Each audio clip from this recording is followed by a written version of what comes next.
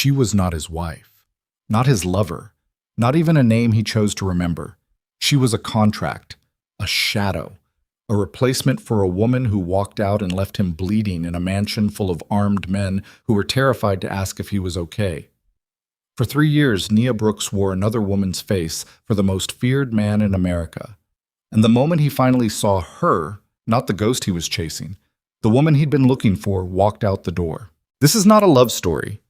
This is what happens when a man who controls everything loses the one thing he never thought to protect. Stay until the end, hit that like button, and drop your city in the comments. I want to see how far this story travels. The letter had been sitting on Lucien Moretti's desk for 3 years, 2 months, and 11 days. He knew the number because he'd counted. Not out loud, not in any way a man like him would ever admit to another living soul. But somewhere behind those cold gray eyes, behind the kind of stillness that made grown men stutter when they walked into a room he occupied, Lucien Moretti counted every single morning he woke up and she wasn't there. The letter was 1 page, cream-colored stationery, her handwriting, elegant, slightly rushed, like she wrote it before she could talk herself out of it. I'll come back. I promise you I'll come back. But if I stay, I'll destroy us both.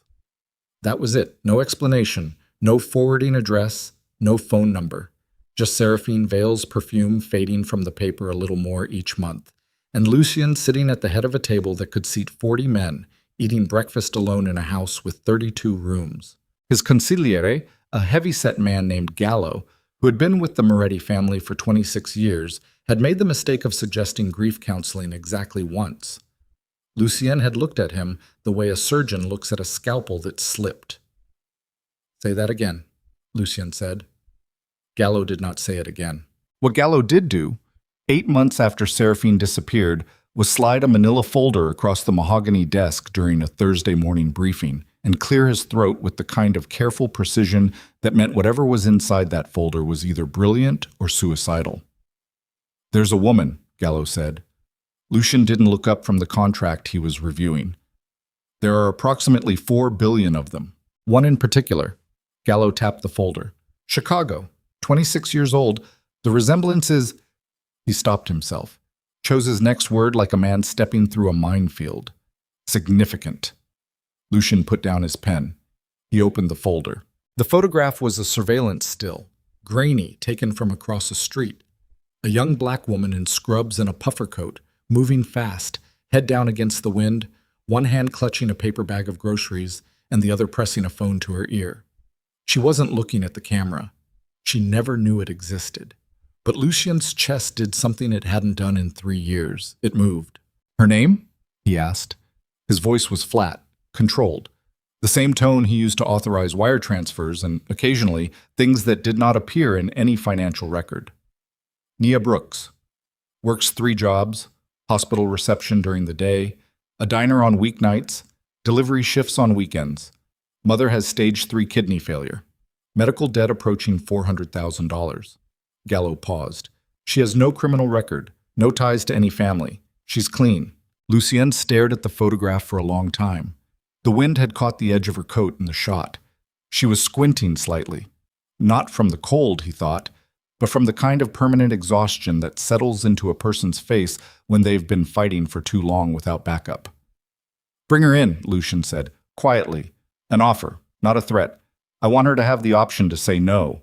Gallo blinked. In 26 years, he had never heard those last 8 words from a Moretti. "Sir?" She says no, we walk away. Lucien closed the folder. She says yes, draw up a contract, 3 years, full protection, medical expenses for her mother covered within the week, monthly salary transferred to any account she chooses. He picked up his pen again, and she stays in the East Wing, separate from everything. Gallo understood better than to ask what everything meant. They met her at a diner on the south side of Chicago. Not Lucien, not yet. 2 of his men in civilian clothes sliding into the booth across from Nia Brooks at 6:40 in the morning before her hospital shift started, ordering coffee they didn't drink, and placing a single envelope on the table between the syrup bottles. Nia looked at the envelope, looked at the 2 men, looked back at the envelope. "I'm going to need you to explain what's happening right now," she said, "before I decide whether to scream." The taller of the 2 men, a former Army Ranger named Declan, who Lucien trusted for precisely this kind of delicate situation, leaned forward and spoke quietly for 4 minutes. Naya did not scream. She did, however, pick up her coffee cup and hold it with both hands like she needed something solid to grip. Her knuckles weren't white. That impressed Declan more than he expected. Most civilians went pale somewhere in the first 90 seconds. Nia Brooks sat there and absorbed every word with the careful attention of someone who had learned a long time ago that falling apart was a luxury she couldn't afford. When Declan finished, the diner was full of the ordinary sounds of a Tuesday morning. Plates clattering, a cook yelling something about eggs, 2 old men arguing about a baseball score at the counter. "You want me," Nia said slowly, "to move into some man's house, pretend to be his girlfriend, for 3 years." "His companion," Declan corrected. "Public appearances, dinners, events. Nothing beyond that. The contract is explicit." "And who exactly is this man?" Declan told her. Nia set her coffee cup down very carefully. "Lucien Moretti." "Yes?" A beat of silence that lasted the length of a long breath. "The Lucien Moretti. There's only one." She turned her head and looked out the window at the gray Chicago morning. A bus rolled past. A woman walked a small dog in a yellow raincoat. The world outside looked exactly like it always did, completely indifferent to the fact that Nia Brooks' entire life was balancing on the edge of a diner booth seat. "My mother," she said. "She needs a transplant. The surgery alone is..." "Covered," Declan said. "All of it. Preoperative care, surgery, postoperative, rehabilitation, whatever she needs. The funds would be transferred before you set foot in the estate." Nia turned back. Her eyes were very steady, dark and steady, and a little bit furious in a way that she was keeping buttoned down tight. "And if I say no?" "We thank you for your time," Declan said, "and you never hear from us again." She looked at him like she was trying to find the lie in that, like she was a woman who'd been lied to enough times that she'd learned to look for it in the architecture of a sentence, in the spaces between words, in the micro-expressions that flash and vanish before most people catch them. Whatever she found, or didn't find, she opened the envelope. The number at the bottom of the contract made her breath catch, just for a second, just enough. "I need 24 hours, Nia said. "Take them," Declan said. She took 19. The first time Nia saw Lucien Moretti in person was inside the Moretti estate's main foyer, and her first thought, which she would never in her life admit to another human being, was that the photographs had been unfair to him. Not in the way most people meant when they said something like that about someone attractive. The photographs she'd found during her desperate 3 a.m. research spiral the night before, news archives, court documents, a few grainy crime beat photos, had shown a man who looked carved, sharp-jawed, controlled to the point of geometry. In person, there was something the photographs missed, the weight of him. Not physical, though he was tall and built like someone who still trained every morning out of discipline rather than vanity. It was something else, a gravity. The way the room organized itself around his stillness, the way the 4 men in the foyer with them seemed to unconsciously track his position the way plants track light. Lucien Moretti stood by the window in a charcoal suit with his hands in his pockets, and the entire estate seemed to exhale when he turned to look at her. His eyes were gray, not the interesting kind of gray that people romanticize, the flat, overcast kind. The sky before a storm that hasn't decided yet what it wants to destroy. He looked at her for a long moment without speaking. Nia had promised herself she would not be the first one to look away. She kept that promise. "You look like her," Lucien said finally. His voice was low, even, the voice of a man who never needed to raise it. "I'm not her," Nia said. Something shifted in his expression, so small, so fast, she almost missed it. "No," he said, "you're not." He crossed the foyer toward her and extended his hand. Not a hand kiss, not the theatrical courtliness she'd half expected from a man of his reputation. Just a handshake. Direct. The kind that means I'm measuring you. "The rules are simple," he said as they shook. "You attend events when I require your presence.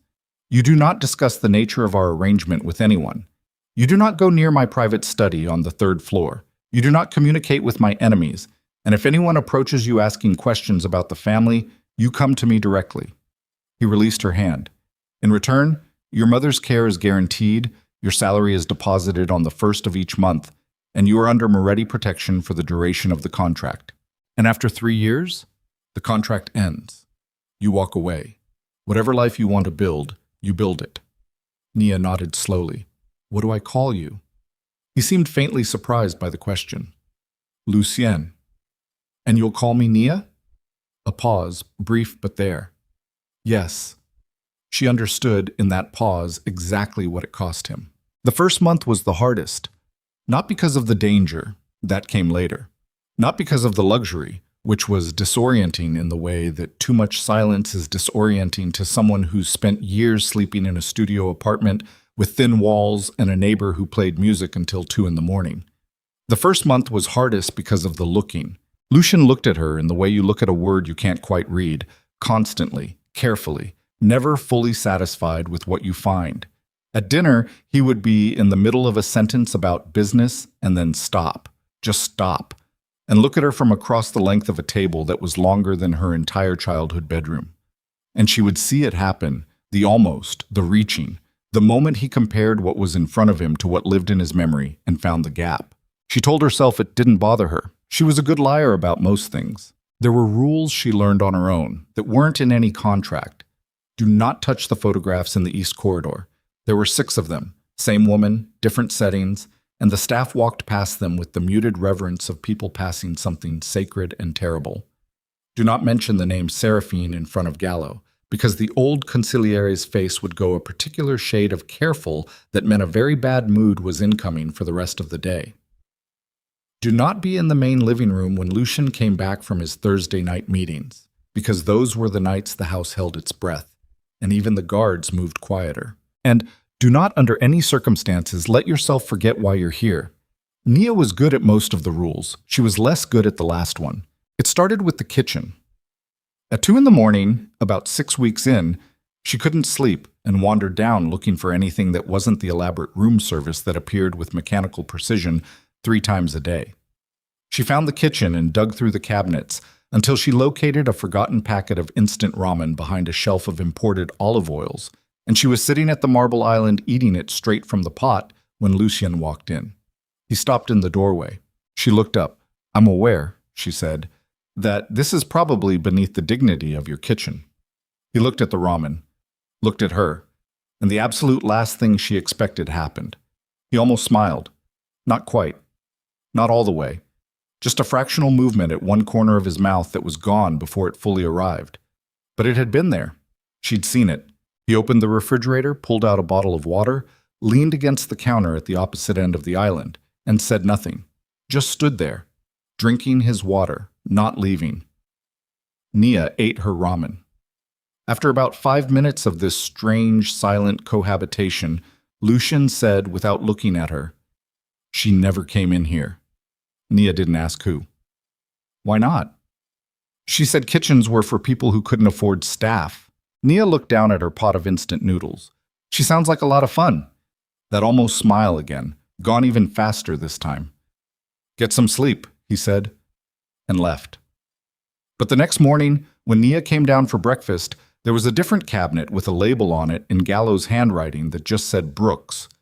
And it was stocked with 6 packets of instant ramen, 2 kinds of hot sauce, and a box of the cheap tea bags she'd mentioned once, to no one in particular, that she missed. She stood in front of that cabinet for a long time. She was less good at the last rule after that. The first time someone tried to kill her was at a charity gala in Manhattan, 41 days into the contract. She hadn't been warned it might happen. Not specifically. She knew the general shape of what she'd walked into. You didn't sign a contract with a man like Lucien Moretti without understanding that his world had edges. Sharp ones. The kind that opened people up. But knowing the shape of danger and meeting it in a ballroom bathroom while wearing a $40,000 borrowed gown are 2 entirely different experiences. She'd stepped away from Lucien's side during cocktail hour, just for a minute, just to breathe, because 3 hours of playing a role at that precise level of performance was exhausting, in a way she hadn't anticipated. And she'd barely made it through the bathroom door before a woman she didn't recognize was already inside, already moving, already too close. The woman had a syringe. What happened in the next 11 seconds was a blur of marble and silk and Nia's body acting on instincts she hadn't known she had, Muscle memory from a self-defense class she'd taken 6 years ago, paid for with 2 weeks of tips, because she'd been working a closing shift at a bar, and the walk to the train made her nervous. She'd thought the class was mostly useless at the time. She thought differently now. She didn't get the syringe away from the woman. What she did do was scream, one sharp, loud, completely undignified scream, and then put the marble counter between them and keep it there until the bathroom door came off its hinges. Lucien. Not a guard. Lucien himself, with 2 men behind him, and a look on his face that Nia could not have named with a dictionary in her hand and unlimited time. He took in the scene in less than a second. Then his eyes went to Nia. "Are you hurt?" he said. Very quiet. "No," she said. Mostly true. He looked at her for one long moment with those flat gray eyes, and something in them was not flat at all. Something in them was working very hard to stay controlled. And then he turned to the woman with the syringe, and Nia made the deliberate choice to look at the wall and not at whatever happened next. In the car afterward, she sat beside him in silence. Her hands were in her lap. She was not shaking because she had decided she was not shaking, and she was very committed to that decision. "You should have stayed beside me," Lucien said. "I needed air." "That's not a sufficient reason to—" "I needed air," she said again, with enough steadiness in her voice that he stopped. He looked at her profile. She could feel it. "You handled yourself," he said. Not a compliment exactly. More like a fact he hadn't expected to be discovering. "I took a class," she said. "You should take more." "Are people going to keep trying to kill me?" A silence that was its own kind of answer. "I'll assign you a personal detail," Lucien said, "starting tomorrow. 2 men at all times outside the estate." "And inside?" "Inside," he said, "you're with me." Nia turned and looked at him for the first time since getting in the car. His jaw was set. His hands were folded together in his lap with a careful stillness that she was beginning to understand meant the opposite of calm. "Okay," she said. "Okay," he said. The car moved through Manhattan. Neither of them said anything else. But when they reached a red light and the car stopped, Lucien's hand moved from his lap to the seat between them, not touching her, just closer. And Nia looked at the street outside the window and did not move away. It was a small thing, an almost nothing. But inside the Moretti world, she was learning, almost nothings were the language of everything real. 8 weeks into the contract, a meeting between 5 mafia families was held at the Moretti estate. Nia was expected to be present, visible, composed, unreadable. Lucien's woman. Lucien's stability made flesh. She sat through 4 hours of it, following the rules, playing the role, watching men who controlled entire economies and shadow governments speak to each other in the coded, layered language of people who never say what they mean directly. Afterward, when the last car had left and the estate had returned to its particular silence, she found one of the soldiers, a young man named Marco who'd caught a knife during the entrance security check when one of the visiting delegates' men had panicked, sitting in the kitchen with his arm wrapped in a kitchen towel and the particular pale-faced stubbornness of a 22-year-old who thought admitting pain was weakness. Nia looked at him, looked at his arm. "Let me see it," she said. "It's fine," Marco said. "It is not fine. Your towel is soaked through." She'd spent 2 years working hospital reception. She knew what soaked through looked like. He let her see it. She cleaned it, stitched it closed with the first aid kit she found in the pantry, and wrapped it properly. Marco sat very still and said nothing throughout, in the manner of a person deeply unused to being taken care of. When she finished, he looked at her. Actually looked at her. Not through her the way most of the household staff did, treating her like a complicated piece of furniture, and said quietly, "You didn't have to do that." "I know," she said. She closed the first aid kit. "How old are you?" 22. "You have family?" "Sister, in Queens." "Call her," Nia said. "Not about this. Just call her." She gathered the used supplies and walked out of the kitchen. What she didn't see was Lucien, who had been in the doorway for the last 4 minutes, watching. What she also didn't see was what happened to his face. It was during the 2nd month, on a rainy Wednesday afternoon, that Lucien told her about a dream he'd had. They were having coffee. This had become a thing that happened now, irregular but real, coffee in the morning room while the estate ran itself around them. It wasn't planned. It wasn't in the contract. It just kept happening. He said, I dreamed she came back. Not looking at Nia when he said it, looking at the rain on the window. And when I woke up, I couldn't remember what I felt, whether I was relieved or... He stopped. Nia held her coffee cup. Or something else? He didn't answer, but he didn't deflect either. He just sat with the incomplete sentence, which, she was learning, was its own form of honesty for a man like him. Can I ask you something? She said. You can ask. What was she like? Before. He was quiet for a long time, long enough that she thought he wasn't going to answer. She was extraordinary, he said finally. She walked into rooms and everything rearranged. She knew what people wanted before they said it. She could take a conversation in any direction she chose, and you never saw it happening. He paused. She made you feel like you were the only person she'd ever really looked at. That sounds like a gift, Nia said carefully. It was, he said, until I understood that it worked on everyone. The rain moved across the glass. Somewhere in the east wing, a door closed. What do you actually know about her? Nia asked. Not the performance. Her. He looked at her then, and for the first time since she'd arrived, Lucien Moretti looked at her. Not through her, not past her, not at the ghost that lived in the same airspace, but at her. That's a dangerous question, he said. I know, she said. I asked it anyway. The silence between them changed shape.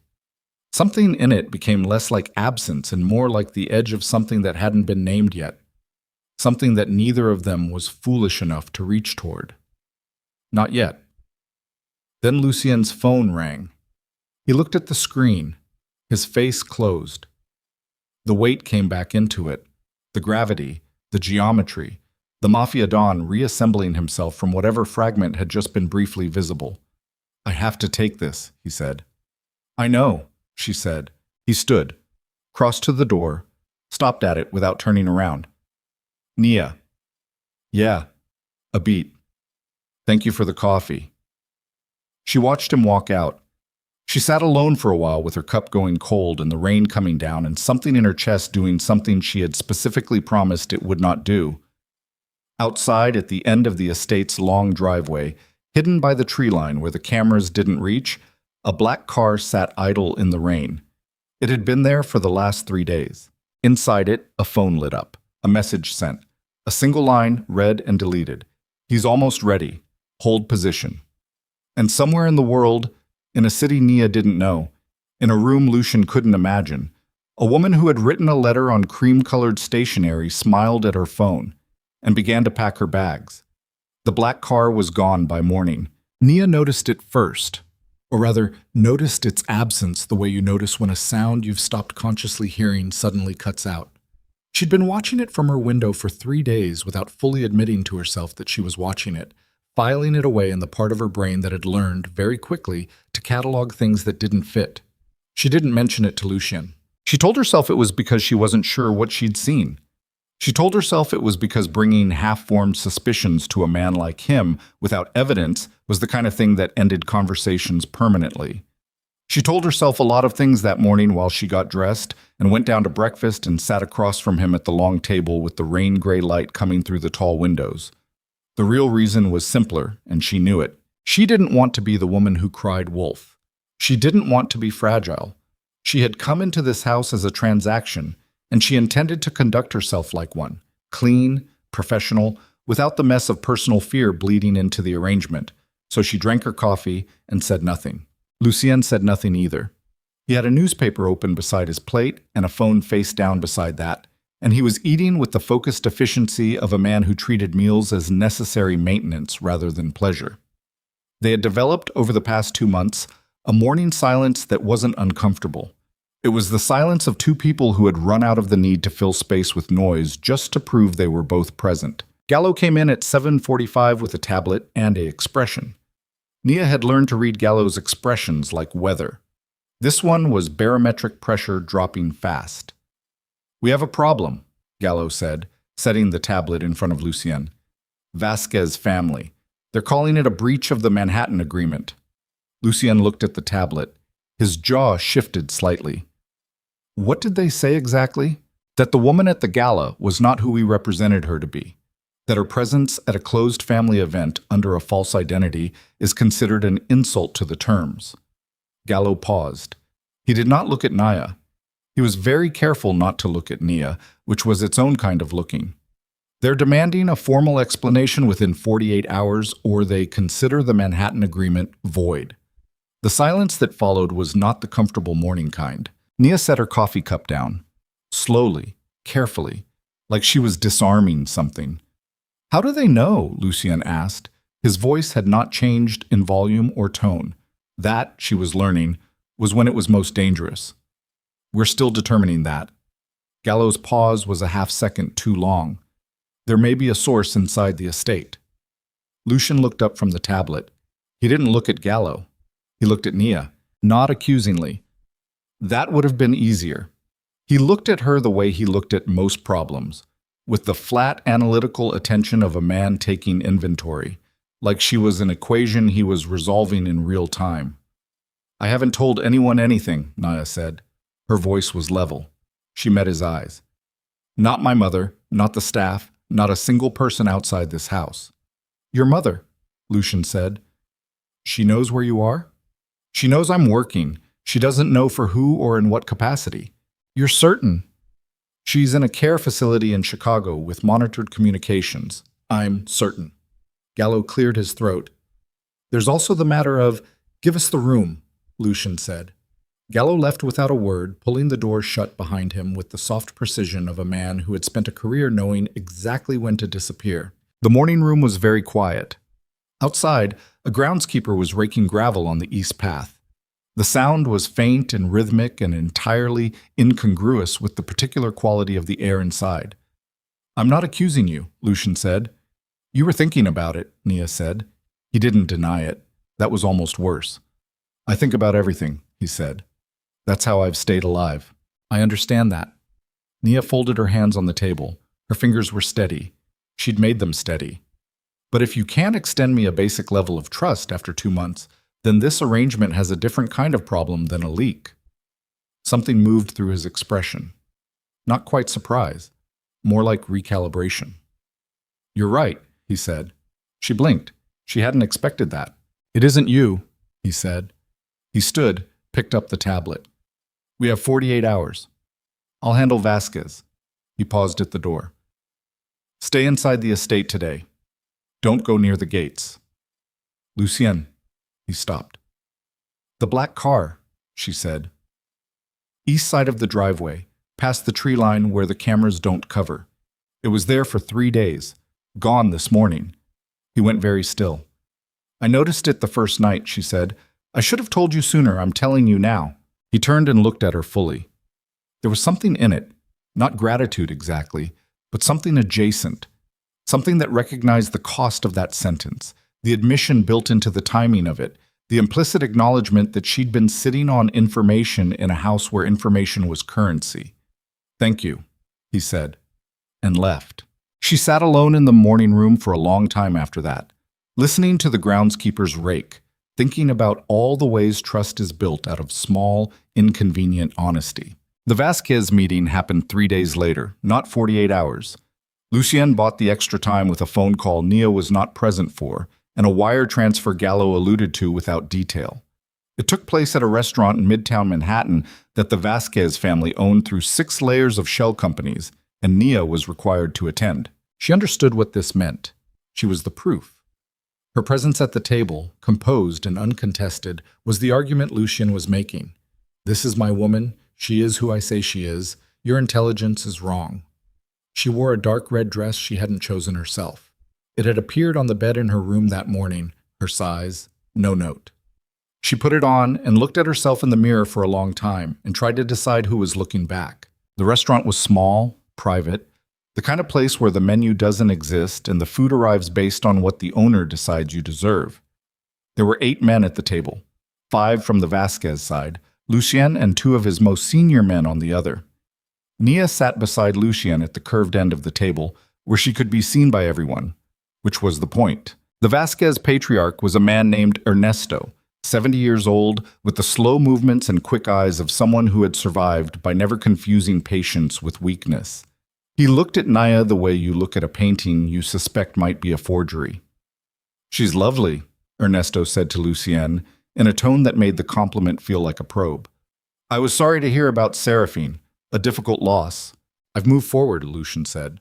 Simple, factual, completely without sentiment, which somehow made it more convincing than a detailed explanation would have been. Ernesto nodded slowly. His eyes were still on Nia. "You were at the Manhattan Gala," he said, directing this at her. "How did you find it?" Every person at the table was listening. The silverware had gone quiet. Even the water glasses seemed to hold their breath. "Crowded," Nia said. "I preferred the food at the last one. Better fish." Ernesto stared at her. Then he laughed. A real laugh. Not the social kind, not the dangerous kind that men in his position sometimes deployed like a weapon. A genuine bark of surprised amusement that he reeled back in quickly, but not quite fast enough. "Crowded," he repeated like he was testing the word. "She's funny," he said to Lucien. "She says what she means," Lucien said. There was something in his voice when he said it, quiet and almost private. Nia didn't look at him. The meeting moved on. Terms were renegotiated in language she had mostly decoded by now. Certain phrases meant money. Others meant territory. Others meant the threat of something that wouldn't be named directly at a dinner table. She tracked it all, filed it, said nothing else unless directly addressed, and kept her expression in the careful middle register between engaged and remote. By the time dessert arrived, which no one ate, the Vasquez agreement had been reaffirmed, extended slightly in Lucien's favor, and Ernesto was treating the incident as a closed matter. In the car home, Lucien said, "Better fish." "It was a genuine observation," Nia said. "It was perfect," he said. She looked out the window. The city moved past in its nighttime version, all lit edges and motion. "I've been studying how these conversations work," she said, "what they're actually saying versus what they say out loud. I've been reading about the families, the histories." "Why?" She considered the honest answer. "Because if I'm going to do this right, I need to understand the actual game, not just play a costume." She turned from the window. "You're not paying me to be decorative. You're paying me to be convincing. Those are different skills." He looked at her. In the moving light, his face was complicated in ways she was getting better at reading. "No one told you to do that," he said. "No," she agreed. A silence. "You've been studying my family's history," he said, "and the Vasquez family, and the three others with active agreements," she paused. "Gallo's been leaving things out when he briefs you, small things. I don't know if it's intentional." The car went quiet in a different way. "What things?" Lucien said, very carefully. "The Vasquez leak. He said you were still determining the source, but 2 days before that meeting, I overheard him on the phone in the East Corridor. He said, and I'm quoting, 'The timeline holds.' I didn't know what it meant then. I'm not sure I know now, but you should." The driver was behind soundproofed glass.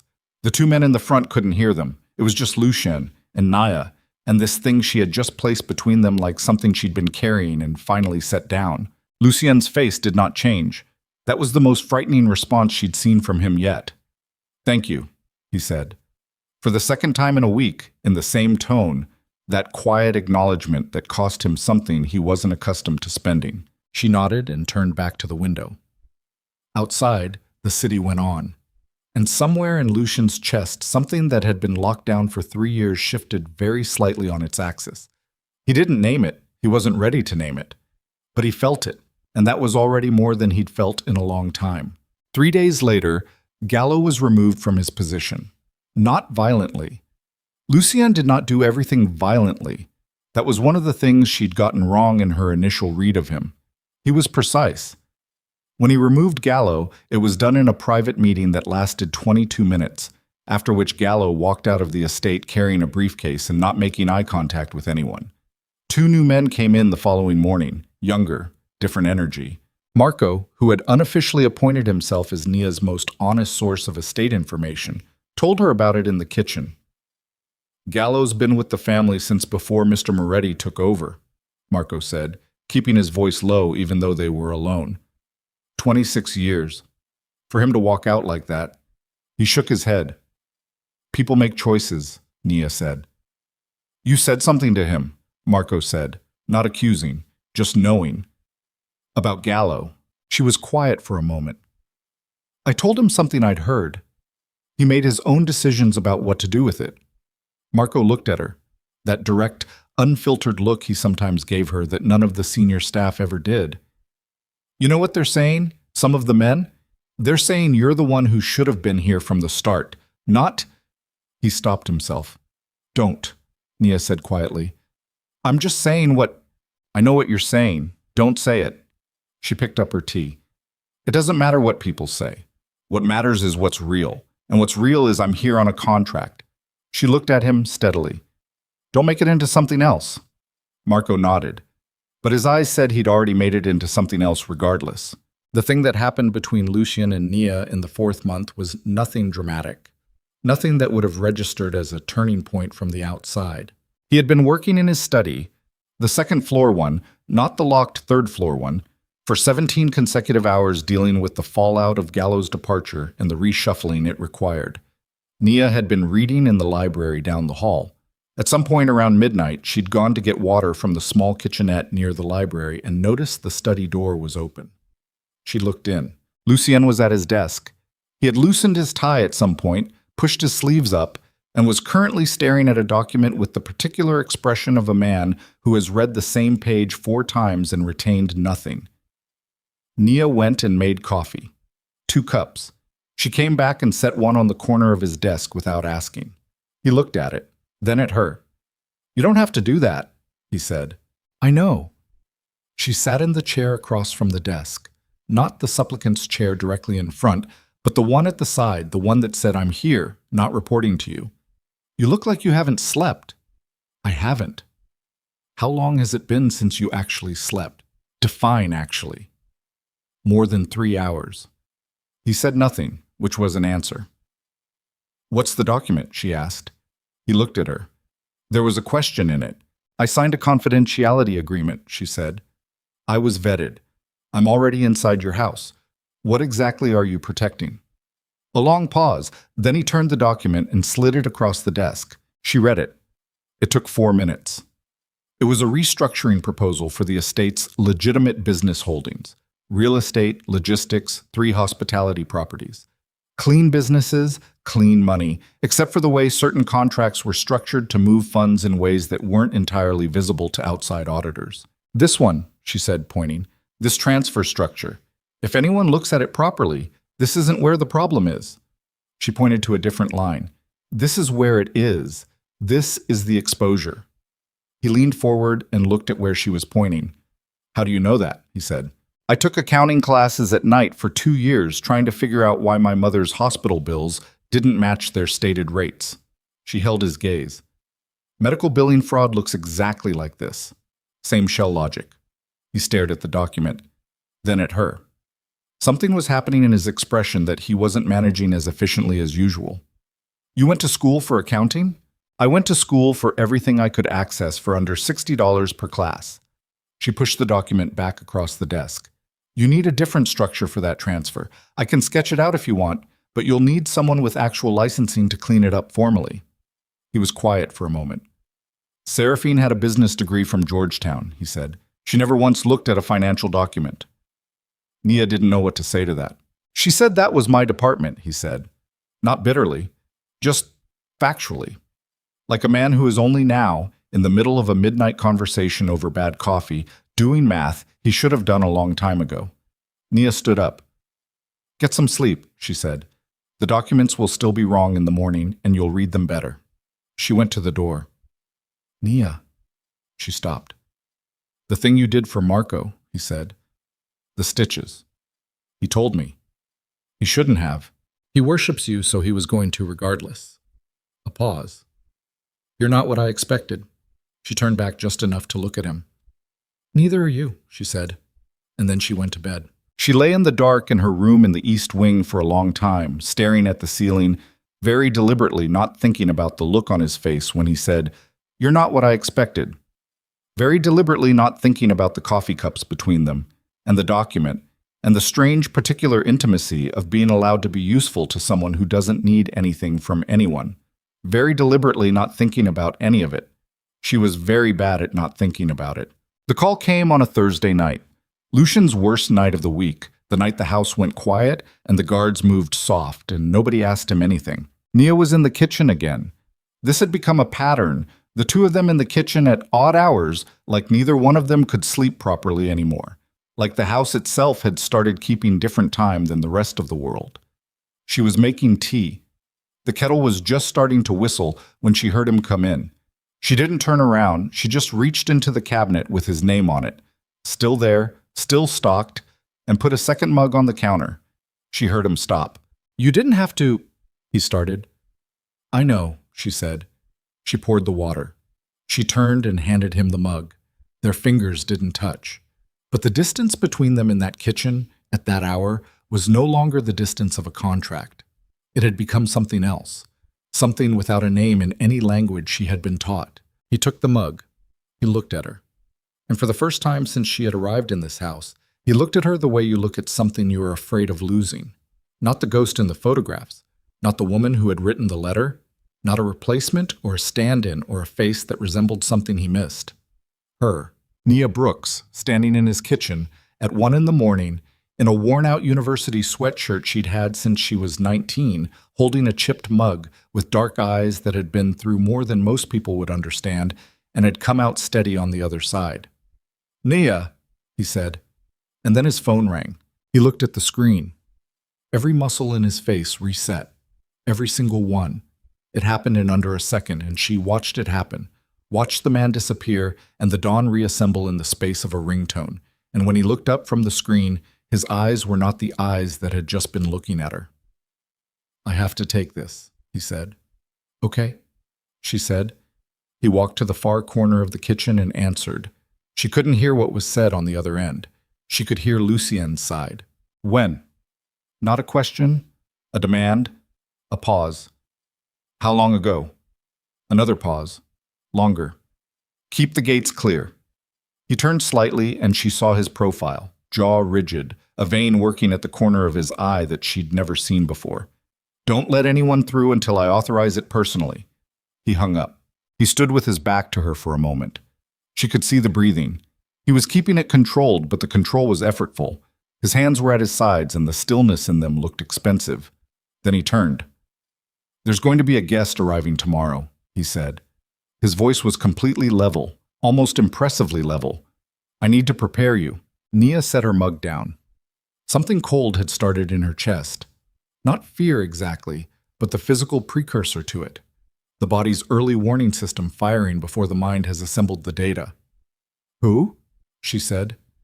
Lucian held her gaze, and in the flatness of those gray eyes, she saw something she had not seen there before. Something that looked, in a man who she had never once seen falter, remarkably like dread. "Seraphine," he said. "She's coming back." The kitchen was very quiet. The kettle had gone cold.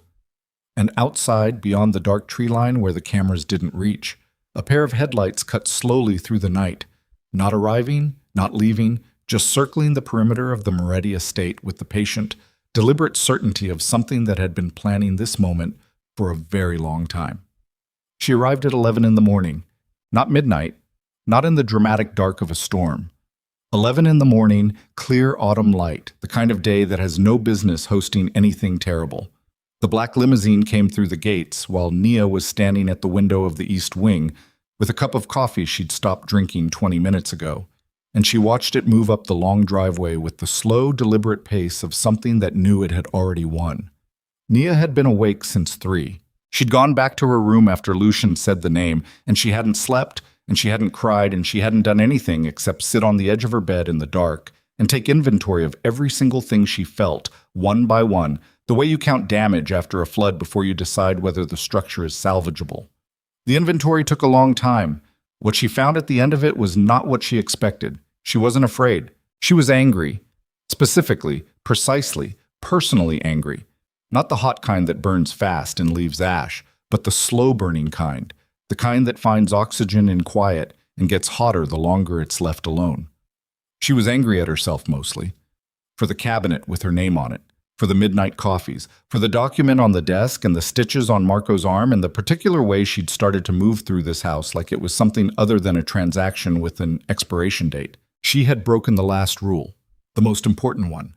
She just hadn't admitted it until a woman named Seraphine climbed out of a limousine in the November light, and Nia's entire chest caved in like a building with its foundation cut. From the window, Seraphine Vale was exactly what the photographs in the East Corridor had prepared her for, and somehow also nothing like them. She was tall, elegant in the architectural sense, not just how she dressed, but how she occupied space, how she stood on the gravel drive and let the house come to her rather than moving toward it. Dark coat, dark gloves, hair pinned back.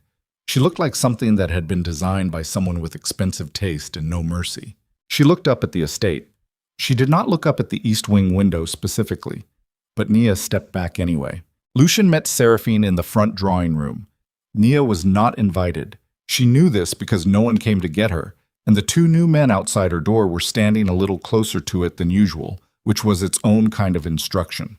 She sat in the chair by her window and listened to the house. She was good at listening to the house. She'd learned its acoustics over 4 months. Which walls were thin, which hallways carried sound, which rooms could be heard from the corridor outside if you stood in exactly the right spot and kept very still. She did not go stand in any corridors. She stayed in her chair and let the house tell her what it wanted her to know, which was not much. Distant voices. A door opening and closing twice. At one point, what might have been glass set down hard on a surface. Then nothing for a long time. Marco brought her lunch at 1. He set it on the small table without speaking, which told her more than anything he could have said. When he turned to leave, she said, "How is he?" Marco stopped. "I don't know," he said. "I haven't seen him since she went in. What's she like?" Marco was quiet for a moment. "Like the house remembers her," he said finally, and left. Nia looked at the lunch. She didn't eat it. Seraphine came to find her at 3 in the afternoon. Nia heard the footsteps in the corridor. Different from the staff's footsteps. Different from the guards. Different from Lucien's. A measured, unhurried pace with a particular quality of self-assurance in it. The gait of someone who has never once in their life needed to make themselves smaller to fit through a door. The knock was 2 beats. Light. The kind of knock that is technically a courtesy, but functionally a notification. "Come in," Nia said. Seraphine opened the door and stood in the frame for a moment, taking the room in. Her eyes moved the way a surveyor's eyes move, efficiently, cataloging, arriving at conclusions before the sweep was finished. They landed on Nia, sitting in the chair, and stayed there. "So," Seraphine said. Her voice was low and precise. No regional accent, the voice of someone who had worked very hard to sound like nowhere in particular. "You're her." "I'm me," Nia said. "Nia Brooks?" Seraphine smiled. It was a complete smile. Technically perfect, using all the right muscles. It reached nothing. "Of course, I didn't mean to be rude." She came fully into the room without being invited and sat on the settee near the window, crossing her legs with the ease of someone sitting in her own living room. "I wanted to see you for myself. I hope you understand." "I understand you walking in without asking," Nia said. "I'm still deciding how I feel about it." The smile again. Slightly different this time, like a musician adjusting tempo. "I heard you've been remarkable. The staff talks. Lucien's men never talk, but the domestic staff—" She made a small gesture. "They talk. They say you've been very capable. I've done what I was contracted to do." Seraphine looked around the room, at the university sweatshirt folded on the bed, at the books on the small shelf, at the single-framed photograph on the nightstand. Nia's mother, taken last spring, sitting in the care facility garden in the sun. Seraphine looked at that photograph for a beat longer than necessary. "Your mother's doing better, I understand. The transplant was successful." Something tightened in Nia's stomach. "Yes. Good." Seraphine stood. She moved to the door with the same unhurried certainty. At the threshold, she stopped, turned, and looked at Nia with those careful, measuring eyes. "I want you to know I don't bear you any ill will. You did a job. You did it well, from what I can tell. That matters." A pause, precise as a scalpel. Lucian appreciates competence. He always has. I think what the two of you built here, whatever it is, was probably very comfortable. The word comfortable landed in the room like something dropped from a height. But he knows the difference, Seraphine said. Not cruelly. That was the most disorienting part. She said it the way you state a physical law, a thing that simply is, with no malice required. Between comfortable and real, I think you know that too. She left. The door clicked shut behind her. Nia sat for a long time without moving. Then she picked up her phone and called her mother. Her mother answered on the second ring, and Nia said, "Hey, Mama." And her voice was perfectly steady, and she talked about nothing. The weather, a book she'd been reading, whether the nurses were keeping the facility warm enough, for 22 minutes. And when she hung up, she finally ate the lunch Marco had brought, because she needed to do something with her hands that wasn't falling apart. The next 5 days were an education in a particular kind of warfare that left no visible wounds. Seraphine did not scream. She did not make scenes. She did not give Nia a single thing that could be pointed to and named as an attack. What she did was something far more sophisticated. She rewrote the grammar of the house with Nia still living in it. She remembered where everything was. The staff shifted, not obviously, not dramatically, but like iron filings near a magnet, they reoriented. Old habits reasserted, old rhythms. Seraphine moved through the estate like someone turning on lights in rooms that had been dark, and everywhere she went the house recognized her and rearranged. Nia began to feel like a guest. Not even a guest. Guests are expected. Guests are planned for. She began to feel like the chair that gets moved to the corner when company comes, still technically in the room, present but repositioned, no longer part of the arrangement. She kept going. She attended the dinner on the second night when Lucian required both women present for an appearance that could not be canceled without sending the wrong signals to 3 watching families. She sat at that table and she was composed and she was careful and she said the right things and she did not once look at Lucian longer than courtesy required because she had decided, in the cold inventory she'd done in the dark on that first night, that dignity was the one thing no contract could give you and no woman could take. Lucian was different, not cold, not dismissive. That would have been a thing she could work with. He was something worse. He was confused. She could see it in the way he moved between rooms when both of them were in the house, the way he sometimes started a sentence in one direction and finished it in another.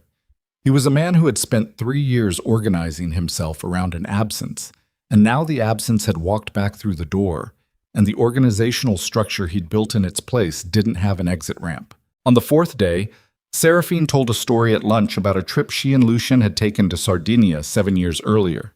She told it beautifully. Detail, warmth, specific images. The blue of the water. A restaurant they'd found by accident. Something he'd said at dinner that had made her laugh until she cried. Lucian's face, across the table, went through something private and complicated. Nia ate her food. She did not look up. After lunch, she went for a walk in the East Garden, which was permitted within the estate boundaries.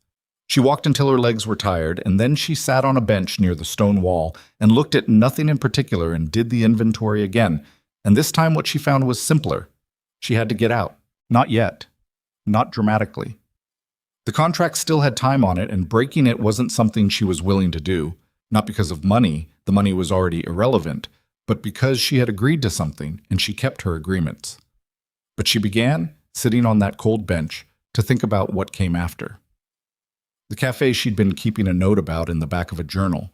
The coastal town her mother had talked about before she got sick. The particular quality of a life that was only hers. She was so deep in this thinking that she didn't hear him come out. Lucian sat beside her on the bench. He didn't announce himself. He just came and sat, the way they'd been doing things for 4 months, without ceremony, without performance, just present. "You've been quiet," he said. "There's a lot to be quiet about," she said. He was silent for a moment. "I owe you an explanation." "You don't owe me anything," she said. "The contract is the contract." "Nia, she's back," Nia said, flat and clear. That's what the contract was waiting for. That's the whole point of the contract. She's back, and that's the situation. You don't owe me an explanation of something that was always the plan. It wasn't... He stopped, started again. It wasn't supposed to feel like this. The garden was cold. The stone wall threw a long shadow across the dead grass. Somewhere on the other side of the estate, a car was running, someone leaving or arriving. Like what? She said. Very quietly. He didn't answer. He looked at the wall. His hands were on his knees, and he was doing the effortful stillness thing, the expensive, controlled breathing, and she recognized it now for what it was. Not composure, but the active suppression of something that didn't have a safe container. She stood up. I'm going to ask you something, she said, and I need you to answer me honestly. He looked up at her. When you look at her, Nia said, do you see who she actually is? Or do you see who you needed her to be? He said nothing. That's your answer, she said, and went back inside. On the sixth day, it began. Not loudly, not all at once. The way a landslide starts, it's with something small, something that looks like nothing, a few rocks displaced, a sound that could be anything. Seraphine came to Lucian's study with a concern. She had found something, she said, a journal, in the East Wing, in Nia's room. Lucien read it. What the journal contained, written in handwriting that looked convincingly like Nia's, because Seraphine had spent 3 weeks before her return practicing, was a series of entries that described communications with a name Lucien recognized. A man in the Vasquez organization. References to information passed. References to money, to meetings, to details about the estate's security that only someone living inside could know. The journal was fabricated from the first page to the last. Lucien did not know this yet. He sat in his study and read it twice, very slowly, and the cold that moved through him was not the simple cold of anger. It was the specific cold of a man who has just discovered that the ground he trusted was always hollow. He called Nia in. She came in and looked at the journal on the desk, and looked at him, and something in her face changed. Something closed. Something that had been cautiously, carefully open for 4 months sealed itself back up with the precision of a wound that knows what's coming. Do you know what this is? He said. She looked at it. I've never seen that before. It was found in your room. I've never seen it before, she said again. Her voice was even. That is not my writing. I don't know where that came from. Your room, Nia. I know what you said. She met his eyes, held them. That is not mine. Someone put it there. He looked at her for a long time. She watched him want to believe her. She could see it, the actual wanting. It was in the set of his jaw and the way his eyes moved through her face like they were looking for something they'd already established was there. She watched him want to believe her, and she watched the wanting lose the fight. The Vasquez leak, he said, was not me. I told you about the car in the driveway. I told you what I heard from Gallo. I have protected... The journal describes a meeting, he said. Specific. 3 weeks before the Manhattan Gala. I have not left this estate without you since I arrived. There are other ways to communicate. She looked at him. The steadiness in her eyes cracked slightly, not into tears, not into fear, but into something rawer than either. You know me, she said. Whatever you think you know about the person in that journal, you know me. 4 months. The kitchen. The document. Marco's arm. You know me, Lucien. The room was very quiet. He stood. He walked to the window and stood with his back to her and his hands clasped behind him, and his silence was the worst thing she'd experienced inside these walls. Worse than the syringe. Worse than the Vasquez table. Worse than Seraphine walking through the door. I need some time, he said, to verify. And in the meantime, you'll stay in the East Wing. The detail stays in place. She understood. She was contained. She was not under arrest because that was not a word he would use, but she was contained. Lucien, she said. One more time. Not pleading, just his name, placed in the air between them, carrying everything she would not beg him to remember. He didn't turn around. She left. That night, Seraphine moved into the main wing. Nia heard the staff moving furniture. She heard voices in the corridor she hadn't heard before. She lay on her bed and stared at the ceiling and felt the house shift around her like a living thing turning away. She pulled out the journal she actually kept, a small, battered thing she'd been writing in since she was 17, that lived inside the lining of her suitcase because old habits from a childhood of small rooms and no privacy die hard. She opened it to a blank page. She wrote, I should leave. Then she sat with that sentence for a long time. Then she wrote underneath it, not yet, because something had moved through her brain during the hours since she'd stood in that study and watched Lucian's back. Something cold and structural and specific. Not grief. Not yet. Something more useful than grief. The journal on his desk was a fabrication, which meant someone had fabricated it, which meant someone in this house had access to samples of her handwriting, had studied it carefully enough to approximate it, and had planted the journal in her room within the last 6 days. 6 days. Since Seraphine returned. Nia sat up on her bed. She was very still, the kind of still that happens when a pattern resolves, when the scattered data points suddenly describe a shape. She thought about what Gallo had said on the phone. The timeline holds. She thought about the black car and the tree line. She thought about Seraphine at lunch, describing Sardinia in exquisite detail, the specific images, the restaurant, the thing Lucien said, the laugh until she cried. Details that would require either genuine memory or extensive preparation, an intelligence file, a brief. She thought about the words Seraphine had used when she came to her room, comfortable, not said cruelly, said like a woman reciting a script she'd written for herself, talking points, calibrated, designed to accomplish a specific emotional result. She thought about the 48 hours between when the Vasquez family raised the complaint and when the meeting took place. The wire transfer Gallo alluded to without detail. She thought about 26 years of loyalty and one phone call in a corridor, and the words the timeline holds in a voice that had no business being careful. Nia sat on her bed in the east wing of the Moretti estate on a cold November night and understood, with the slow-building certainty of someone who had been accounting for things other people dismissed as small, exactly what had been happening. Not to Lucien, not to the family, to her. She had been brought here deliberately. Not by accident, not by the random probability of resemblance. She had been found and positioned and placed inside this house to serve a specific function in someone else's plan. A plan that predated her contract by years, that required her presence and her compliance, and ultimately her destruction, because a destroyed prop is much cleaner than a living witness. She stood up from the bed. Her hands were not shaking. Something had happened to her in the last 20 minutes that she did not have a name for yet. A door inside her had shut. Not the way doors shut when you're defeated, not the desperate slamming of someone retreating.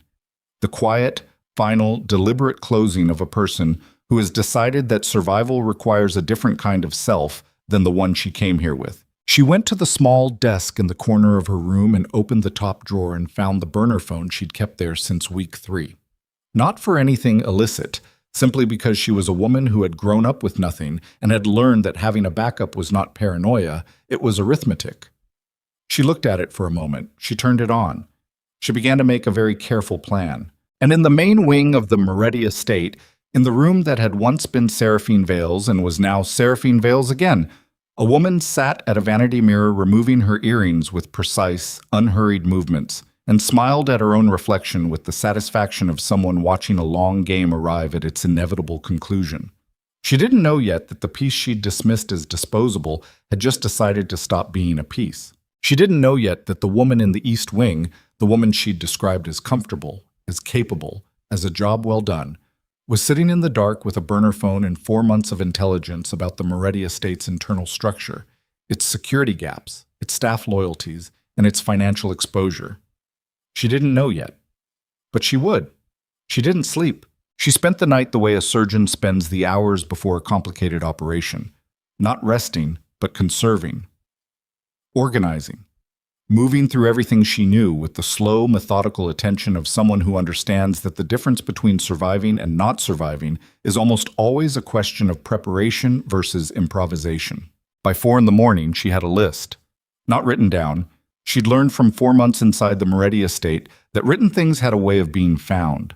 The list lived in her head, organized by priority, cross-referenced against what she knew about the estate's rhythms, its people, its pressure points. First, evidence.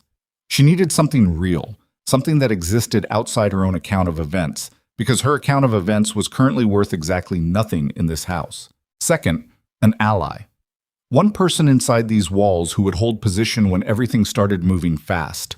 Marco was the obvious choice, and also the dangerous one. He was young, loyal to her in the uncomplicated way of someone who hadn't yet learned to be strategic about his loyalties. And that made him useful and also exposed. Third, exit. Not for her. Not yet. For the truth. If she left without the truth following her out the door, Seraphine won. Not just against Nia, against Lucien, against the family, against whatever remained of something real inside these stone walls.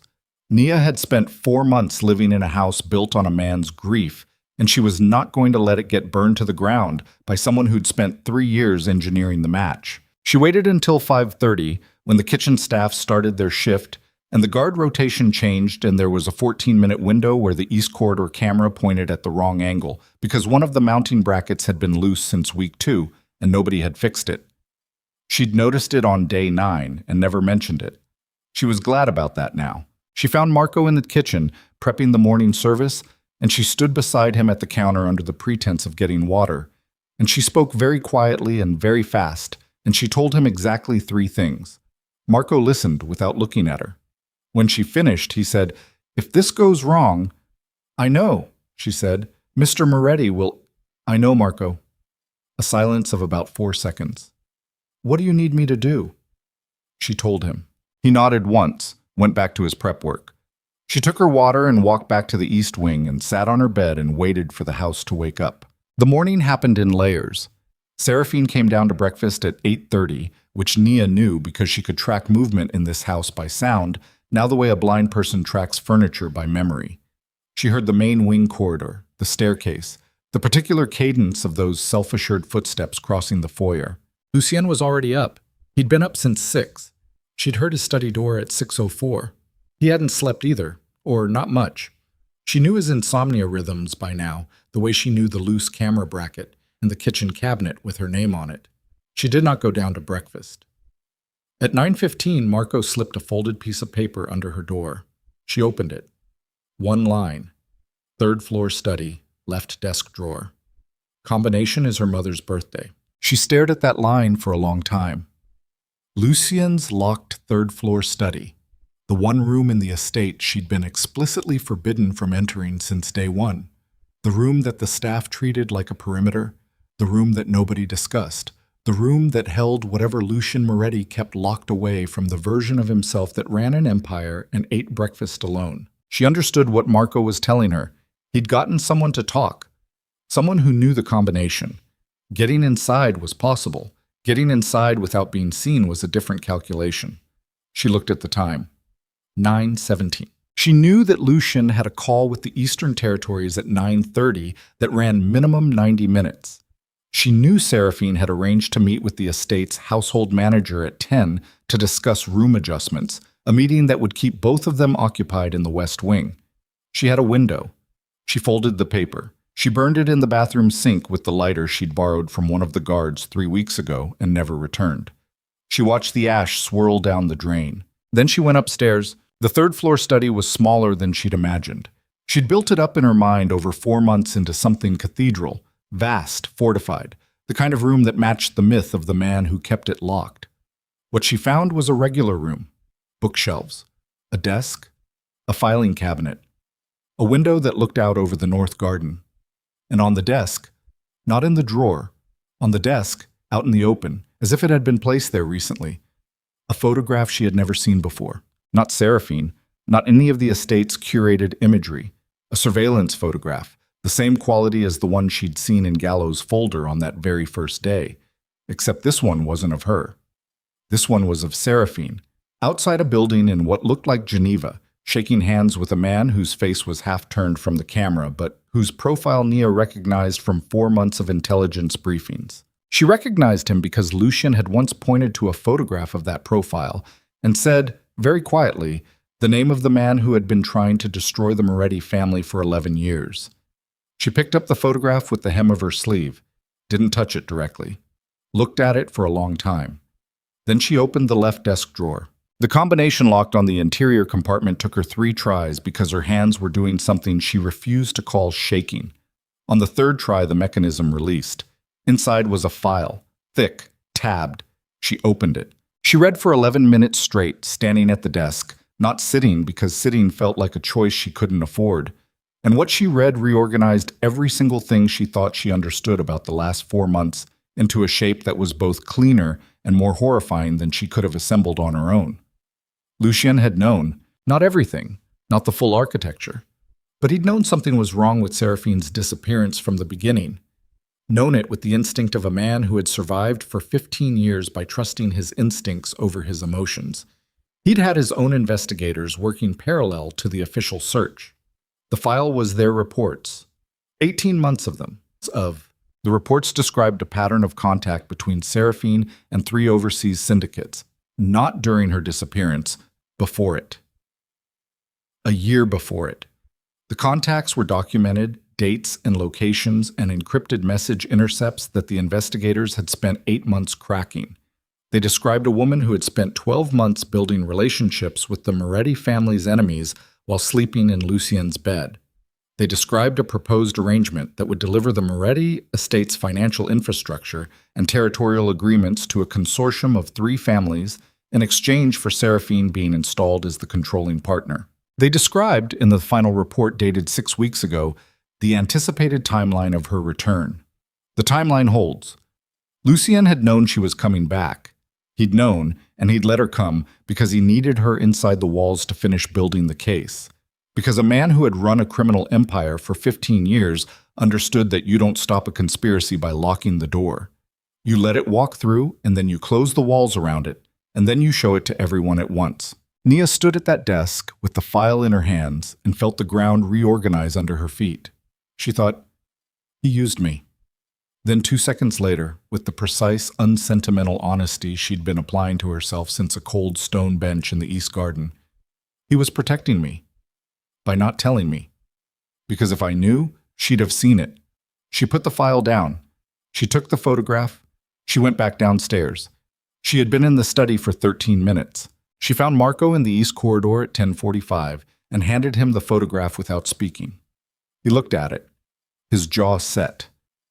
"Give this to the 2 men in the front detail," she said. "Not the study guard. The front detail. Tell them it came from the 3rd floor and they'll know what it means." Marco looked at her. "He's going to know you went up there." "Yes," she said. "And you're okay with that?" "I'm okay with what needs to happen," she said, which is different. She went back to her room. She sat in her chair. She looked at the East Garden and the stone wall and the bare trees and the cold November sky, and she thought about a coastal town her mother had described. She thought about a cafe. She thought about a life that was entirely hers. She was still thinking about it when her door opened without a knock. Lucien stood in the doorframe. He was not composed. For the first time in 4 months of watching him maintain control under conditions that would have broken most people, Lucien Moretti was standing in her doorway looking like something had come loose inside him that he hadn't budgeted for. "You went into my study," he said. "Yes." "I told you. You told me a lot of things," she said. "You also kept a file that explained everything and didn't tell me any of it." He came into the room. He closed the door behind him. His hands went to his pockets and then came back out. He couldn't find anywhere to put them, which was, she thought, the most human thing she'd ever seen him do. "The photograph," he said, "is on its way to your front detail right now," she said, "along with the implication that someone should pull the security footage from the Geneva property for the date on the back." He stared at her. "You already have the footage," she said. "You've had it for weeks, I'm guessing. But your men having it and your men knowing you have it are 2 different things in terms of what happens next, and I think you've been waiting for a reason to move, and that photograph is your reason." A silence. "You read the whole file," he said. "I'm a fast reader." "Nia, don't!" She stood up. The chair scraped back and the sound of it was sharp in the quiet room. "Don't explain it to me. Don't manage me right now. I understand why you did it the way you did it. I understand the logic. I'm not—" She stopped, took a breath. "I'm not angry about the logic." "Then what are you angry about?" She looked at him, all the way at him, at the gray eyes and the jaw and the weight of him, and 4 months of almost nothings that had added up to something she didn't have a contract for. "I'm angry," she said, "that last night when you read that fabricated journal, there was a moment, one moment, where you looked at it, and I could see you deciding, and you chose wrong." He said nothing. "You chose the thing that was easier to believe," she said, "because the thing that was harder to believe was that she was doing it again, and you'd let her back in anyway." Her voice was steady. She made it steady. "You knew what she was. You had 18 months of evidence, and you still let her walk through your door because some part of you needed to—" She stopped herself, looked away. "It doesn't matter." "It matters," he said, low and rough, in a voice she hadn't heard from him before. "What matters," she said, turning back, "is that she's in your house right now planning something, and you need to move before she does. Whatever you've been waiting for, stop waiting." He looked at her for a long moment. Something in his face was not composed, and he wasn't trying to make it composed. And that was the most frightening and also the most true she'd ever seen him. "After this is over," he said. "Don't," she said. "I need you to hear—" "After this is over," she said, "I'm going to sit with how I feel about all of this. By myself. Without the house and the contract and any of it. And whatever I figure out, I'll figure out on my own terms." She held his gaze. "But right now you have a problem, and I've handed you what you need to solve it, so go solve it." He held her gaze for 3 seconds that felt much longer. Then he nodded. He went to the door. He stopped. "I didn't choose wrong," he said. "I chose for 1 second. And then I looked at you and I knew." He paused. "I should have said so. I'm saying it now." He left. Nia stood in the middle of her room for a moment with her hands at her sides and her breathing doing something she didn't regulate quickly enough, and then she sat back down in her chair and looked out at the bare November garden and stayed very still. It happened fast after that, faster than she'd expected, though she supposed she should have anticipated that a man who had run his particular enterprise for 15 years would not move slowly once he decided to move. At 11:43, the West Wing went quiet in a specific way. The kind of quiet that happens when the ambient noise of a working house cuts out because the people generating it have been repositioned. She heard doors. She heard footsteps that were not the domestic staff's footsteps. Heavier, coordinated, the particular rhythm of armed men moving with purpose. Then nothing for a long time. Then a sound she'd never heard in the estate before. A woman's voice, raised, high and bright with something that was trying to be indignation and landing closer to fear. Seraphine. Nia sat in her chair and listened to the muffled shape of it move through the walls, through the corridor, down the stairs, into what sounded like the main hall, and she did not go to the door. She had done what she came to do. The rest of it belonged to Lucien and to the men who had followed him for years, and to the particular machinery of accountability that a man in his position dispensed when he decided dispensing was necessary. She sat. She waited. Marco came to her door at 1:17 in the afternoon. He knocked twice. She said, "Come in." He looked like a man who had been present for something he wasn't going to talk about for a long time. "It's done?" she asked. "The meetings are being arranged," he said. "All 5 families. Mr. Moretti is calling them together tonight." He paused. "He's going to present everything. The file, the footage, the consortium contacts." Another pause. "Her." Nia looked at the garden. "And Gallo? Already in custody. Has been for 3 days, apparently." Marco's voice had a strange quality to it. Not shock exactly. More like the recalibration of someone who is revising their model of how much they understood versus how much was happening without them. He had contingency plans. In case she didn't come back. In case she did. Gallo was her man before he was Lucien's man, Nia said. Not a question. Longer than any of us knew, Marco said. The room was quiet. "Are you leaving?" Marco asked. Nia looked at her hands, at the university sweatshirt she was still wearing because it was hers, actually hers, from a version of herself that predated this house and would outlast it. "Not tonight," she said. "Tonight I'm going to eat dinner and sleep and let the house handle what the house needs to handle." "And tomorrow?" She thought about a coastal town, a cafe, her mother in a garden in spring sunlight. "Tomorrow I'm going to think about what I want," she said, "which is something I haven't done in a while." Marco nodded. He turned to leave and then stopped, hand on the door, and said without turning around, "For what it's worth, what you did, in there. Most people—" He stopped, started again. Most people who've been in this house a long time couldn't have done what you did." "I know," she said. "Close the door, Marco." He closed the door. She sat for a while longer. Then she got up and went to the window and looked out at the estate in the cold afternoon light. The long driveway, the tree line where the cameras didn't reach, the stone wall around the east garden. She looked at all of it and felt, for the first time since she'd arrived, that it was simply a place. Stone and glass and old money and complicated history. Not a trap, not a home, just a place she had passed through and done something in and was preparing to leave. She was ready to leave. What she was not ready for was the sound of the gate intercom at 2:41 in the afternoon, the controlled urgency in the guard's voice as he relayed a message up through the house, and the fact that Lucien's response, which she heard through the floor of the corridor above her, was 3 words spoken with a stillness that had nothing composed in it at all. She couldn't make out the words, but she heard what was under them, and she was already moving toward the door when Marco came back, breathless, face stripped of whatever careful neutrality he'd been maintaining, and said, "The consortium didn't wait for the meeting." Nia went still. "They're at the gate," Marco said. "All 3 families, armed." He looked at her with eyes that had just finished understanding something terrible. They knew he was moving tonight. Someone told them he was moving tonight.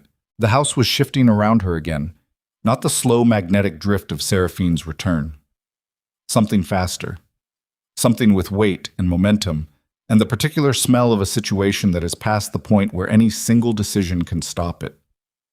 "Seraphine," Nia said. "She made a call," Marco said, "before they got to her. We don't know how. She had a phone we didn't find." His voice was taut. 15 minutes ago, she told them everything. The file, the footage, what Lucien has. She burned the evidence trail herself rather than let him use it. Nia stared at him. "She's willing to go down," Marco said, "as long as she takes the estate with her." The gate intercom sounded again. Somewhere in the house, a door slammed. Footsteps moved fast in the main corridor, and from somewhere above her, from the main hall, from wherever Lucien was standing when the full shape of the trap closed around him, she heard his voice. Not raised, not breaking, just the cold, absolute certainty of a man who has run out of the option of caution and is now operating on something older and more dangerous. 3 words, clear through the floor. "Lock the gates." Outside, past the tree line, the headlights of 3 separate motorcades cut through the gray afternoon like something that had been patient for a very long time and had finally decided it was done. Part 5. Hồi kết của kịch bản điện ảnh này được triển khai với dung lượng 3.000 đến 4.000 từ. Bắt đầu trực tiếp từ điểm kết thúc của Part 4, yêu cầu bắt đầu bằng việc giải quyết triệt để đỉnh điểm cao trào từ phần trước. Cuộc đối đầu cuối cùng phải diễn ra khốc liệt và chân thực, nơi mỗi cái giá phải trả đều trở nên đắt đỏ và không có chiến thắng nào là dễ dàng. Hãy đảm bảo mỗi nút thắt, bí mật và mâu thuẫn từ Part 1 được phơi bày và xử lý trọn vẹn, standalone ending, không để lại bất kỳ chi tiết thủa hay mở ra phần tiếp theo. Duy trì giống văn mỹ thô ráp nhưng sâu lắng, tập trung vào sự biến đổi nội tâm của nhân vật sau cơn bão. Hội thoại trong phần này cần mang sức nặng của sự chai đồi, cay đắng và chân thực, lồng ghép tinh tế những thông điệp về bản chất con người và ý chí sinh tồn thông qua hành động thay vì triết lý suông. Hãy kể theo ngôi thứ 3, triển khai chi tiết từng phân cảnh, scene by scene, với nhịp điệu trầm dần về cuối để tạo sự lắng động. Tuyệt đối không sử dụng gạch đầu dòng, tiêu đề phụ hay nhắc đến thực thể tôn giáo. Hãy trình bày trực tiếp trong tin nhắn, viết cực kỳ chi tiết từng ánh mắt, cử chỉ và hơi thở cuối cùng của câu chuyện. Nếu đất giới hạn phản hồi, hãy dừng lại ở một câu rạng rỡ để tôi ra lệnh viết tiếp nhằm đảm bảo độ sâu sắc nhất cho kịch bản lỏng tiếng 2 tiếng. Tri dân bắt buộc. Đây là một câu chuyện điện ảnh hoàn toàn hư cấu nhằm mục đích giải trí, không dựa trên bất kỳ sự kiện hay nhân vật có thật nào. Lưu ý đặc biệt quan trọng.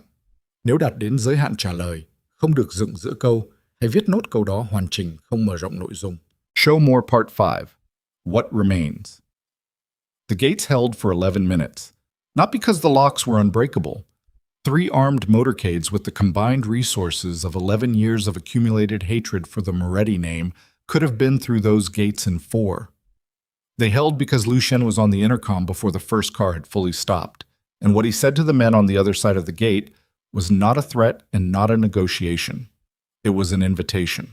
Nia heard it from the east corridor where she had positioned herself. Not hiding, not retreating, just standing at the junction where she could see the main hall and the front entrance and the staircase all at once. Because she had decided that whatever happened next, she was going to see it clearly. Lucien's voice through the intercom was the calmest thing in the building. "I'm opening the gates," he said. "Every man who walks through them is walking into a room where everything Seraphine Vale told you is already documented, verified, and witnessed by your own people's signatures. You can come in angry, you can come in armed, but you're going to sit down and you're going to look at what I have, and then you're going to make a decision about whether the woman who called you here today has ever once in her life acted in anyone's interest but her own." A silence on the intercom that lasted a very long time. Then, "Open the gates, Moretti." The voice belonged to a man Nia didn't recognize, but Lucien's shoulders, she could see them from where she stood, dropped a fraction of an inch. Not relief. Recognition. The voice of someone he'd been hoping would be reasonable. The gates opened. They came in and filled the main hall like weather filling a room. 15 men in total from the three families, all of them carrying the compressed, volatile energy of people who had driven a long way with their adrenaline running hot and their patience running short. They brought that energy into the Moretti estate, and it mixed badly with the energy already inside the house. And for about 4 minutes, the main hall had the quality of a room where anything could happen. Lucien met them in the center of it. No jacket, sleeves still rolled to the elbow from whatever he'd been doing before the gate intercom fired. He looked like a man who had been interrupted in the middle of something and had decided the interruption was now the priority. He didn't spread his hands. He didn't perform calm. He was simply standing there, already resolved, waiting for the room to catch up to him. "Where is she?" The man from the intercom, 50s, heavy, a scar that ran from his left ear to his jawline, stepped forward from the group. This was Renata's man, the first of the 3 consortium families. "We were told you had her in custody." "She's in the West Wing," Lucien said. "You'll see her. First, you'll see the file." "We don't need—" "You drove 3 hours," Lucien said. "You can spend 20 minutes." The scar-faced man looked at him. Around him, his men were reading the room. The guards positioned at the periphery, the doors, the staircase, the math of it. Not a trap, not a firing squad, just a house full of people who had been waiting for this moment and were very, very still. 20 minutes, the scar-faced man said. They went into the main conference room. Lucien's 2 senior men had the materials laid out already. The reports, the photographs, the message intercepts, the Geneva footage playing on a laptop at the head of the table. Lucien stood at the front of the room and did not present it dramatically. He walked them through it the way an accountant walks through a balance sheet, methodical, referenced, cross-documented. The room got quieter as he went. By the time he reached the consortium agreement, the actual proposed terms of what Seraphine had offered these families in exchange for their cooperation, the quality of the quiet had changed entirely. It was not the quiet of men who were still deciding. It was the quiet of men who had just understood that the woman who called them here tonight had been selling them the same story she was selling Lucien, and the version they'd been given had several key differences from the version he was presenting, and none of those differences were in their favor. The scar-faced man looked at the document for a long time.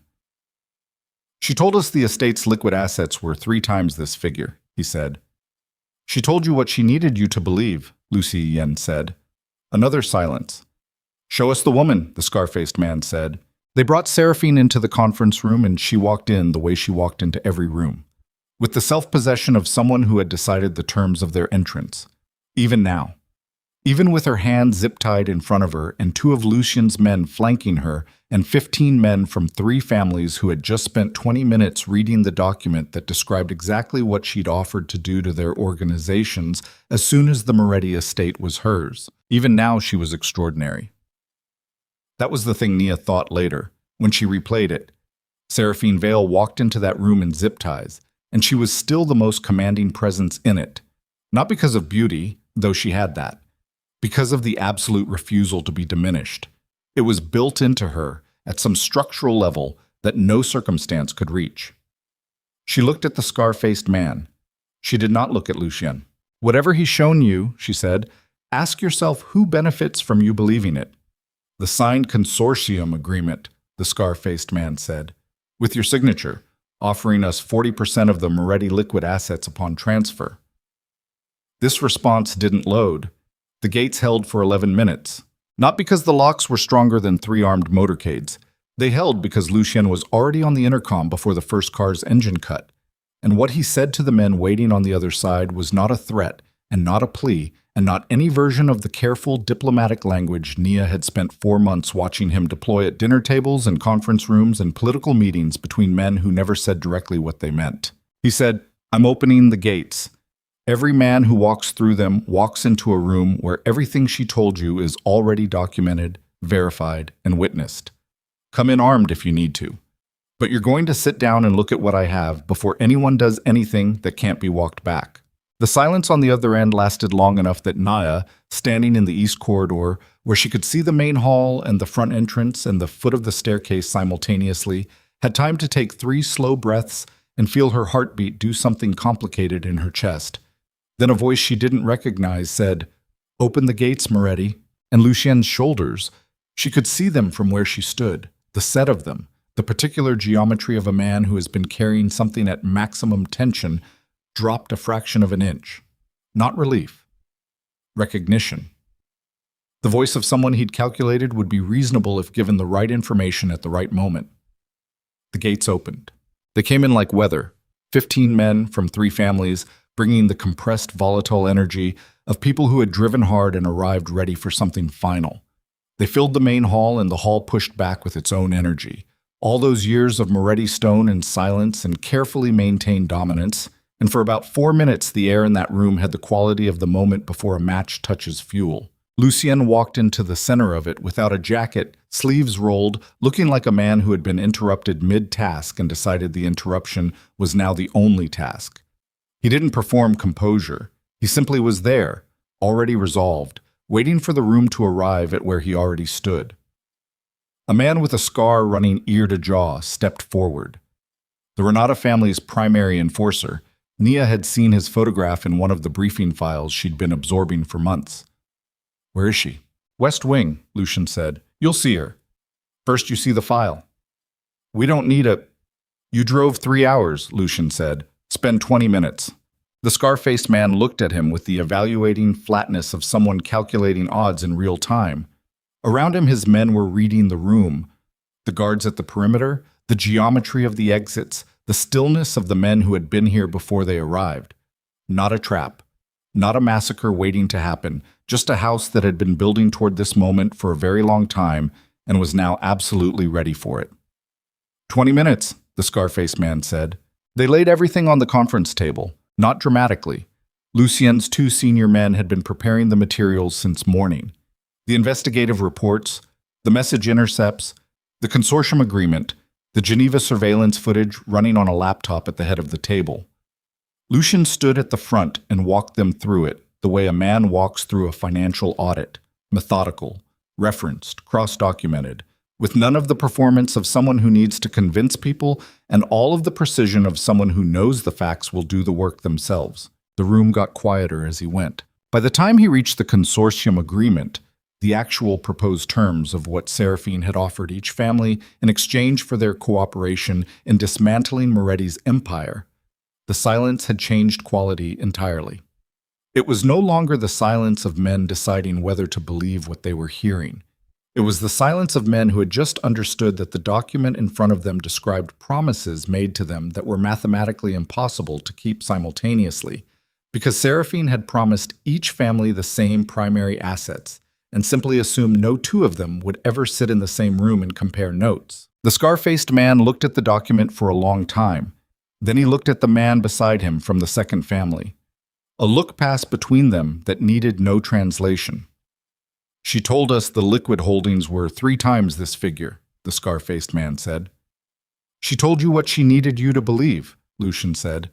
"Different number for each of you. Same assets promised 3 separate ways." A long silence. "Show us the woman," the scar-faced man said. They brought Seraphine in, and she walked the way she always walked, like the room had been arranged for her arrival. Even now. Even with her hands bound and two of Lucien's men at her shoulders, and 15 men from 3 families who had just spent 20 minutes reading the architecture of what she'd tried to build on top of all of them. She came through the door, and she was still the most extraordinary presence in the room, and Nia, watching from the corridor through the partially open door, felt the old complicated pull of it. The recognition that this woman's power was real, that it wasn't performance, that it came from somewhere genuine and deep, and had simply been pointed, always, in the direction of her own survival, at the expense of everything else. Seraphine looked at the scar-faced man. She did not look at Lucien. "Whatever he's shown you," she said, "ask yourself who benefits from you believing it." "The consortium agreement," the scar-faced man said. "Your signature. 3 copies, 3 different numbers. You want to explain the math?" For the first time, the very first time, Nia saw something flicker in Seraphine's face that was not controlled. It lasted less than a second. A recalculation, the rapid internal adjustment of someone who has just discovered that the board has fewer pieces than they counted on. Then she looked at Lucien, and he looked back at her. Whatever passed between them in that look had years in it. 12 years of a relationship that had been real once, probably, in whatever way things are real before they get used as instruments. It had grief in it. It had the specific exhaustion of a man who has finally finished mourning something and can see clearly now what he was mourning. It had none of the anger Nia might have expected. Anger would have meant something was still unresolved.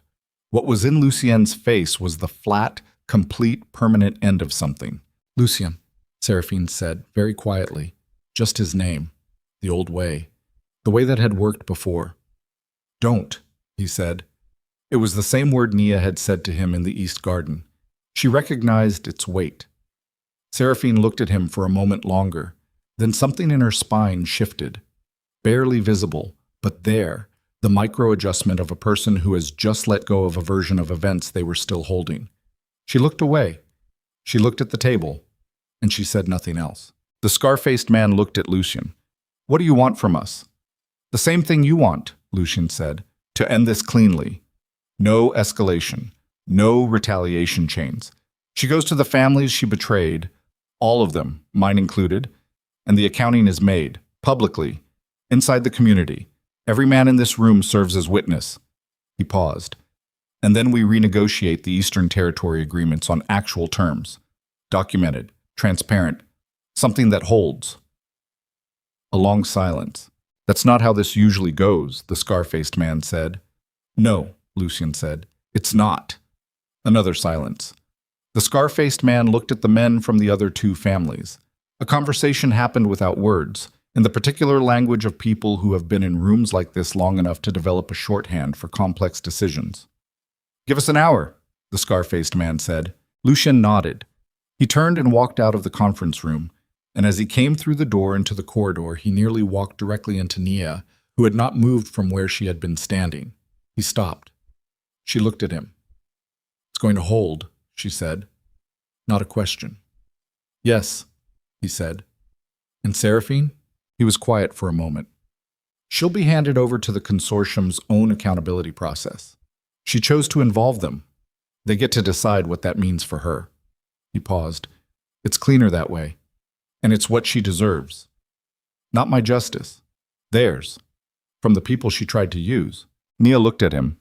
She thought about a woman walking into a room in zip ties and still being the most commanding presence in it. She thought about the letter on cream stationery and 3 years of a man eating breakfast alone. She thought about all of it and felt, not for the first time, the particular sorrow of understanding how people become what they become. Not excusing it, just understanding the distance between the person and the damage. "Okay," she said. "Okay," he said. They stood in the corridor together in the complicated quiet of people who have been through something and are standing on the other side of it and don't yet know exactly what the other side looks like. "I'm leaving tomorrow," Nia said. He looked at her. "I know. I'm not asking permission. She stopped. "I'm telling you because you deserve to know before you find an empty room." He nodded slowly. Something moved through his jaw. "Where will you go?"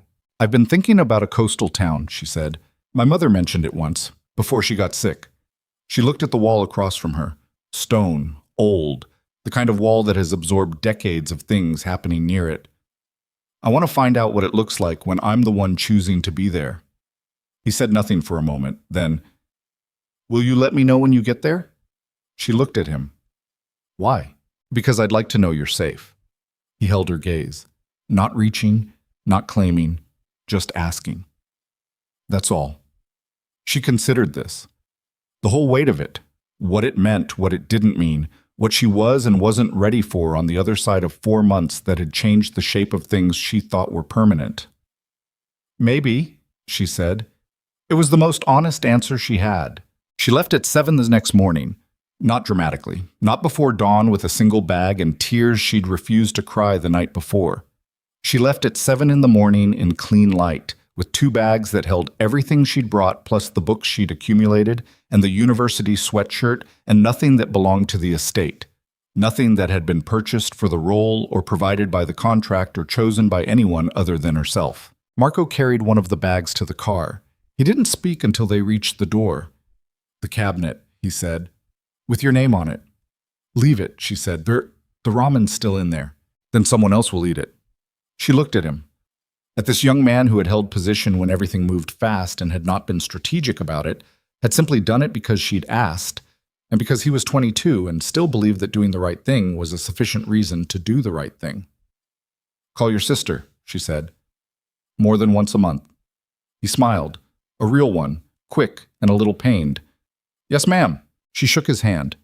He gripped it for a moment and then let go and stepped back and stood in the doorway of the Moretti estate and watched her walk to the car. She did not look back at the house. She'd done her accounting of it the night before, sitting on the edge of her bed in the east wing for the last time, going through it room by room in her mind. The kitchen at 2 in the morning, the document on the desk, the bench in the garden, the conference table and the file, and Lucien's voice through the floor of the corridor saying, "Lock the gates," with the absolute certainty of a man who had decided what he was. She'd gone through all of it, piece by piece, and felt what she felt about each piece, not suppressing it, not inflating it, just letting it be what it was. And by the time she was done, she had a clear picture of what 4 months had cost her and what it had given her and how, on balance, she had come out of it more herself than she'd gone in. That was something. That was, she thought, actually a great deal. The coastal town was 4 hours north. Her mother had found it in a magazine years ago, the kind of magazine that sits in a doctor's waiting room and gets read by people who are there for bad news and need something to look at while they wait. She'd torn out the page and kept it in her purse for 2 years. After the diagnosis, she'd given the page to Nia and said, "Someday, when this is over, you should go see if it's real." It was real. Nia drove into it on a Tuesday afternoon in early December with the heat on and a playlist she'd been building for 3 months, and the particular feeling of a road that is going somewhere rather than away from something. The town was small. One main street, a harbor, a cluster of houses on the hill behind it, the kind of place that knows what it is and doesn't feel the need to prove it. The water was gray-green in the winter light, and cold, and completely beautiful. She found a rental above a closed bait shop on the harbor road. The landlord was a woman in her 60s who looked at Nia's 1-month prepaid cash offer with the pragmatic approval of someone for whom winter tenants were rare enough to skip the usual questions. The apartment had 3 rooms and windows that looked directly at the water and radiators that clanked in a reassuring way, and a kitchen that was small and simple and entirely, completely, wonderfully hers. She made tea the first night. She stood at the kitchen window and drank it and looked at the harbor lights reflected in the dark water, and she did not think about the Moretti estate. She thought about her mother, who was doing well, who called every other day, who had cried when Nia told her the debt was gone, and laughed when she couldn't explain why she was crying. She thought about the cafe she'd been keeping notes toward in the back of her journal. The town had a vacant space on the main street, a former lunch counter with good bones and big windows, and a landlord, according to the woman above the bait shop, who was reasonable. She thought about orphaned kids from gang-affected neighborhoods and what a lunch counter with good bones could become if someone with organizational intelligence and no tolerance for things being done badly put their full attention toward it. She thought about that for a long time. Then she went to bed and slept 8 hours, which was 4 more than she'd managed at any point in the last 4 months. And when she woke up, the harbor was silver in the early light, and a fishing boat was moving out past the breakwater, and the radiator was doing its thing.